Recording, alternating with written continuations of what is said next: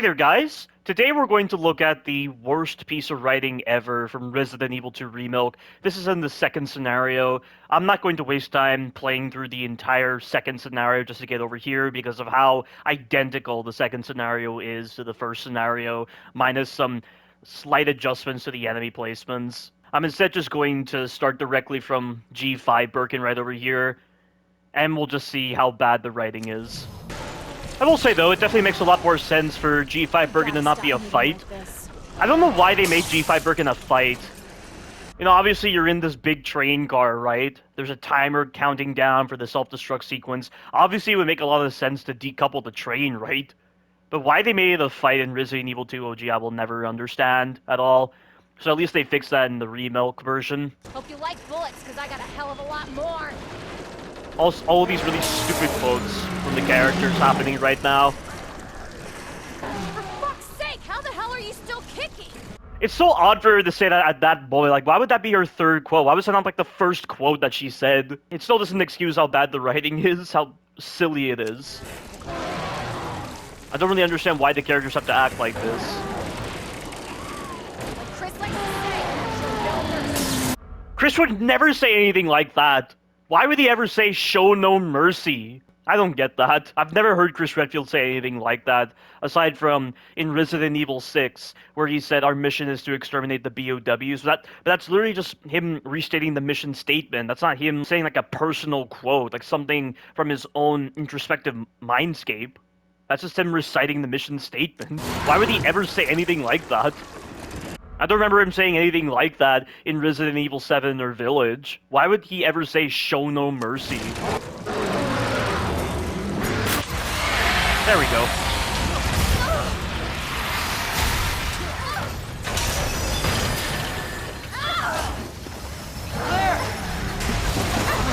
Seems rather odd how the doors just magically open and Leon and Sherry are just right there. We're gonna lose that car!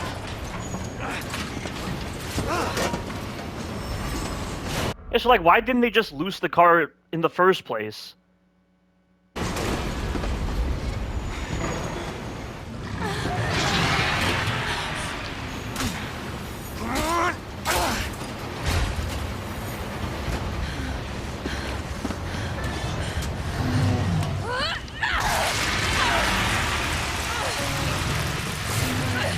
like that? Fine, fucker! That did not sound very good. Give me your hand!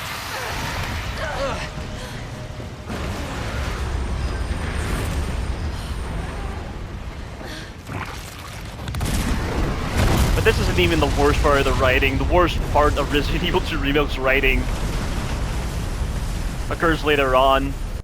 So, are you guys like... Are you really going to be asking those kind of questions right now, Sherry, after your parents died literally minutes ago, and you were mourning your mom's death? I don't understand that. It's such a bad tonal inconsistency right there. boyfriend and girlfriend? No. We're just... Well, we actually just met. This is so bad, and I cannot believe the developers would ever say, oh, Leon suffered through a lot of trauma during the events of Raccoon City. Does it really sound like he's going through trauma right now? And it's so bizarre that they tried to use the events of Resident Evil 2 Remake to completely change the context for the introduction of Resident Evil 4 Remake, because in the introduction to Resident Evil 4 OG, Leon never talked about himself. He was talking about the events with Umbrella. Now, for some reason, in Resident Evil 4 Remake, the entire intro is just changed, where it's entirely focused on Leon. And then he goes, if I could just forget what happened that night. The pain. What pain? I already demonstrated when I was playing as Leon in my most recent playthrough of Resident Evil 2 Remake. Where the hell was the pain? There was no, like, sadness, there was no anger, there was barely anything like that. There was just really stupid writing, really goofy dialogue that shouldn't be there. And now they're just talking about this kind of stuff after everything they've been through? That would have been one hell of a first date, though. I mean, what is this? I have no idea. Look! He might be able to give us a ride. What if it's not just the city? Get Sherry out of here. Come on. Does it really matter? just putting Claire and Sherry off to the side. I mean, Claire can handle herself. I mean, that's what the reviewers said. It just seemed very odd to her that Claire could stand up to a big BOW like Birkin, but she needs to go off to the side. I mean, I know she's protecting Sherry at this moment, but I don't know.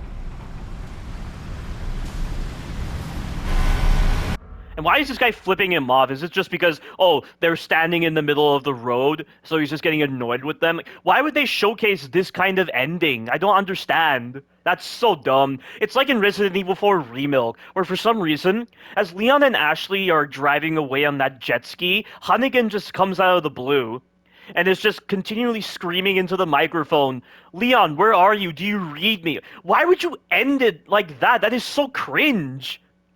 This is so cringe as well. Why would they do this? And the reason they did it this way is because, oh, this guy's being a jerk. Well, he's driving towards Raccoon City right now. I mean, that's what I assume is trying to be conveyed right here. But why would they just have this out of the blue? Why this tonal inconsistency? It's such dumb writing. Hey, that was Live Another Day by The Gray. He was friendly. This is awful. This is so bad. Is it over? And Claire's not talking about Chris right now. Leon is not saying, I'm gonna scrub this virus off the face of the earth like he said in Resident Evil Degeneration. Like Claire literally said in Resident Evil 2 OG, it's not over yet. She has to find Chris. And then Leon's like, you're right. And then he took Sherry with him while Claire went off to search for her brother. And then that was how they would eventually come into the custody of the United States government. And they forcefully took in Leon. Like, he was given no choice in the matter with whether he wanted to participate with the US government or not. They took him in. And that's why he went on several missions involving BOWs, like in Operation Javier, although now in the Remilk timeline, Operation Javier has just been retconned to some random drug cartel mission in some section of South America to wipe out all the drug cartels in that area, even though that's not how the drug cartel system works. You can't wipe out all the drug cartels in a single mission. Why would they ever design Operation Javier to be like that? And why would Leon be participating in missions that have nothing to do with BOWs? Why would Krauser be his mentor if he was always an asshole? Krauser is repeatedly calling Leon a rookie, yet Leon's actually fought BOWs unlike Krauser. It just doesn't make any sense why they would retcon Operation Javier into a scenario that doesn't expand the universe of Resident Evil. After the events of Raccoon City, Umbrella's data leaked onto the black market. BOWs were becoming a global arms race at this point. Setting up missions like Operation Javier that involved the T. Veronica virus, and having Javier Hidalgo repeatedly abduct women so that he can transplant their organs into his daughter Manuela to stave off her infection. Because Manuela had an unknown disease that he was treating with the T. Veronica virus, and he had to transplant the organs from other girls into her to make sure that the virus didn't overtake her completely. And then you had all sorts of BOWs you were encountering in Operation Javier, and you were also getting immersed into Krauser's character. And you also had Wesker coming into the fray, and then this actually led to the interweaving web of character dynamics with Leon, Ada, Krauser, and Wesker. All the characters felt connected greatly in Resident Evil 4 OG, making for a very interesting character dynamic, but now they're like completely separated from each other now. They might as well just be four separate individuals rather than a group of individuals linked back to a single man, Wesker. Wesker had control over Krauser. Wesker and Ada were working for the rival company before Ada had to ultimately betray him for the rival company because the rival company did not trust Wesker whatsoever. And Wesker was one of the key individuals that would obviously have some kind of indirect impact on Leon when he was exposed to the Raccoon City incident. It was so interesting what they did with that, but now in Resident Evil 4 Remake, they just completely destroyed that web. Why would they do that? I don't know. But if it's not, we'll stop it. Whatever it takes. Yeah, you damn right we will. As long as we stick together, we'll be fine. Come on. Yeah, this is such a childish ending, and then they walk off into the sunrise like this, and then they start talking about, look, you guys can adopt me. I mean, how am I supposed to believe that these are real characters right now? At least they established some kind of trauma with Sherry. Sherry lost both of her parents. She was exposed to the G virus. She saw all sorts of people dying. Claire had to save her. I mean, this makes absolutely no sense. There's no possible way that this is the Sherry Birkin that will eventually become the Sherry Birkin from Resident Evil 6. How is that possible? Why would they do this? And then with, like, Claire's not talking about Chris, as I've already mentioned. I mean, maybe she will, but it just seems so odd that they wouldn't talk about Chris at this moment right now. And then Leon is acting all jovial right here when in Resident Evil 6, it's described that he had a lot of survivor's guilt. He thought about pulling the trigger on himself, and Adam Benford, as a friend, had to repeatedly console him to make sure he didn't take his own life. Like, how can you say that this Leon went through trauma? It makes no sense. It's so badly handled. And then the developers, they just completely forgot how they set up Leon in this ending of Resident Evil 2 Remilk. And they just said out of the blue that Leon has trauma in Resident Evil 4 Remilk. The traumas of the Raccoon City incident are still haunting him in Resident Evil 4 Remilk, yet it's hardly presented as such in Resident Evil 4 Remilk. And the version of Leon we see is the most stale, mundane, boring version of his character. Not just those traits, he's also the dumbest character ever. He's so slow to catch on to anything compared to how he was in Resident Evil 4 OG. We can get a puppy. You want to talk about a puppy?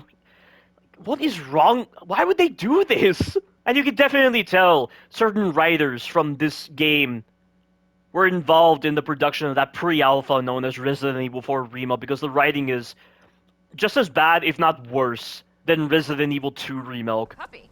And a parrot. Parrot. Great. I always God, wondered this is how the dogs awful. are there too messy. I don't understand why they did this. Why would they change the context for this ending now? It's just really dumb. It just goes to show that they don't care about what they set up. Like, you can't say that this is some kind of remake of Resident Evil 2 OG if they're not going to be one-to-one with the way they set up the characters, their emotional states, the writing. They've just completely changed the context now for no reason. It's so dumb. I stand by what I said. This is the worst writing in Resident Evil 2 Remake. And it's actually a good thing that I'm covering this, because I think this will be very helpful when I do my Resident Evil 4 Remake retrospective. I feel like I need to talk about this ending in my Resident Evil 4 Remake retrospective when I talk about the introduction of Resident Evil 4 Remake and how completely changing the introduction, just because of what they're trying to focus on now with these remakes, completely throws off the entire story in Resident Evil 4 Remake. But that's really all there is to this ending. This is such a bad ending. But before I conclude the video here, let me actually hear Leon's lines.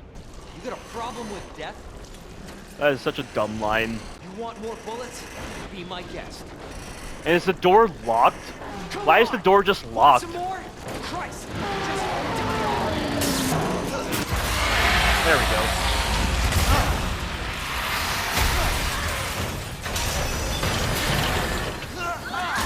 Leon! We've got to lose that car!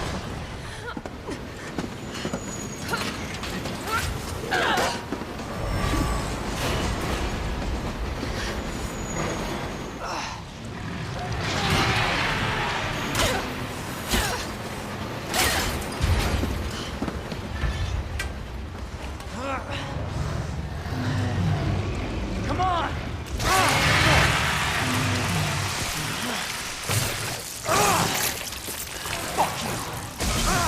That's all you have to say? Come on, you could do so much better than that.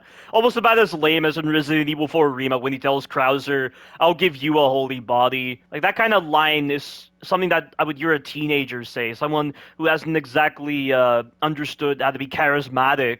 Like, they try to take the most rudimentary approach possible to some kind of ending quote by just taking what an enemy says and just saying, "I'll give you blank." That's just the kind of thing I think of when I hear that kind of quote from Leon in Resident Evil 4 Remake. Like, the guy is supposed to be charismatic enough to be a lot more creative with the way he does ending quotes than whatever the hell he did in Resident Evil 4 Remake. It's so dumb. And this one is pretty stupid. But I'm honestly more offended and more annoyed by "I'll give you a holy body" in Resident Evil 4 Remake than having him just curse out Birkin right over here.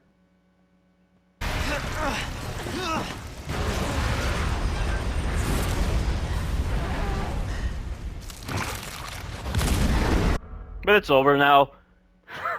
Yeah, this ending of Resident Evil 2 Remake is awful. I cannot believe they would settle upon this as the true ending of Resident Evil 2 Remake. It's so bad. It really is.